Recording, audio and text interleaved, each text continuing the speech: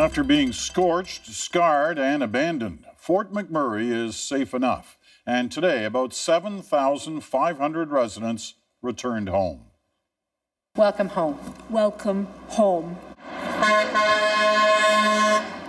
Firefighters personally welcome many back into the city. The battle now is to return life to homes and streets abandoned to smoke and ash, to count losses and blessings. Amid the relief and despair, a normal life in Fort McMurray is still a ways off. Briar Stewart is there. It's sort of a surreal feeling right now as we're entering. Even when your house is still standing, the drive back feels unsettling. I certainly did not expect to see the charred trees this far south. Like thousands of others, Douglas NICHOLLS and his wife Roberta are returning to a city in recovery. But their nerves were calmed by what they saw. Oh, that is cool. Wow. Wow. Good for them. Well, welcome back. That is awesome. And what they didn't see. It just does not look like any kind of layer of charcoal or anything. Then the moment they were waiting for.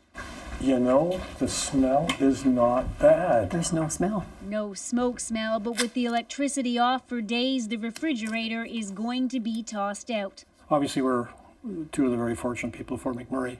So many people have lost everything. And we've come in and been obviously very pleasantly surprised. Oh. All across the city, those who returned had a similar routine as people took a first look and a whiff. Oh, that doesn't smell good. While the stench may be stronger, the feeling was the same. Relieved, but really overwhelmed. So, I know our house only smells because of the rotten food and stuff, but it's just overwhelming being back. I'm so happy. I'm sorry. How are you doing, Rob? And my Brussels sprouts survived.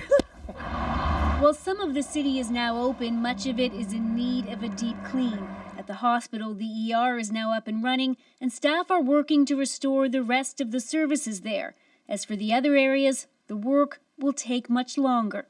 Because the road ahead is still a long one. Today is not the end of the story. It is not a return to normal life, and it's not yet a celebration. Because thousands don't have a home to go back to. Even in the neighborhoods where people move back in today, there are pockets of destruction. Homes which have been deemed unsafe, where ash and debris have been sprayed with a chemical to prevent it from blowing throughout the city. It all needs to be cleared before there's any talk of new construction. Rebuilding what was destroyed last month will take time, so will dealing with the memories of the day the fire swept into Fort McMurray.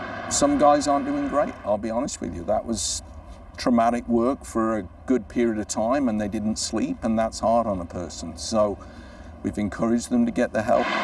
Because not all of the damage the fire caused is so clearly visible, nor can it be necessarily eased by the prospect of return. Briar Stewart, CBC News, Fort McMurray.